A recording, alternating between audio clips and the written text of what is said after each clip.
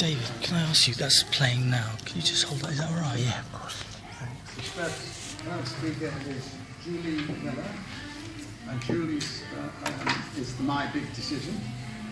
Julie Miller. Thank you.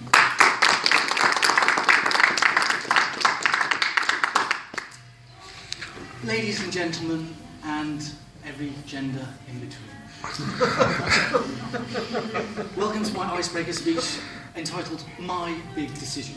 And before I reveal to you my big decision, I just want to recite an ancient Chinese proverb that I wrote about 2 weeks ago. If the world is full of happy people, it has got to be a better place. I'm just going to let that proverb rise and linger in the atmosphere while I reveal to you my big decision. On the 22nd of July, 1958, I made the biggest decision of my life. In fact, it was a decision about life itself. With little fanfare and a small welcoming party, I made the decision to be born. Now I know the decision to be born, is it a conscious or a subconscious one? Well, that's a debate for another day. But if it is a conscious decision, it's got to be the baby that makes it, not the parents. Otherwise, how does that explain why so many babies are born during an episode of Coronation Street, Emmerdale Farm, or indeed Match of the Day itself? I chose that date, 22nd of July 1958, because it represented a chronological crossroads in the history of our 20th century society. For it was only 12 years and 10 months before I was born that World War II ended, on the 2nd of September 1945. And 5 years and a month before I was born, our greatest monarch of our time, Queen Elizabeth II, was crowned. And 2 years and 9 months after I was born, the first man went into space, Yuri Gagarin. Everyone's date of birth, mine included, represents a significant moment in our lives when we begin our journeys as human beings. Now, it is no coincidence that when I was born, my parents were in attendance, my mother's presence being nothing short of essential. But there was one person in that room that day who I did not invite to be there. I didn't know his name. I never found out who he was. He was totally anonymous.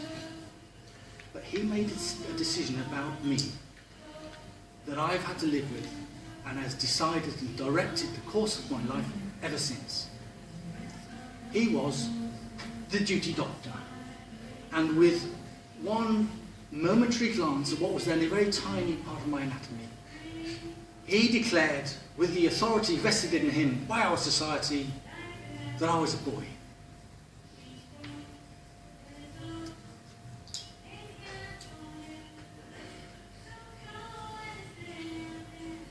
Another historic event took place 3 years and 5 months before I was born. Professor John Money of the Johns Hopkins University, Florida, summarized the research of many decades by many scientists and doctors throughout the world, which stated that gender is a behavior, using the words masculine, feminine, boy, girl, man, woman, as opposed to sex, which uses the words male, female, and refers to sexual organs, the prostate, the womb, the vagina, the penis. And since then, the institutions of the world that are interested in this subject, the World Health Organization, the American Psychological Association, the World Professional Association for Transgender Health, the National Health Service, all define gender as a behavior. So how was it that that doctor on that day would know that my behaviour in my childhood and whether I was going to behave as a boy or a girl, unless he could look into the future?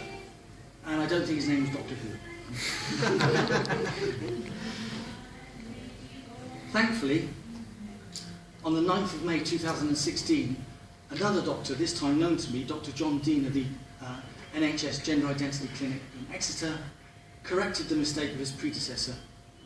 And Dr. John Dean is a leading expert in the field. And with the knowledge of gender and sex of the scientific community, he declared that I am a woman.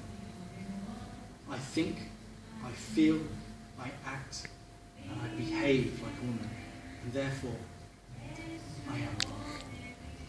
And since that day, I can state quite categorically that I have never been happier in my life as a human being. And I'll just pull down that ancient Chinese proverb from where it's been lingering and say, if the world is full of happy people, it has got to be a better place.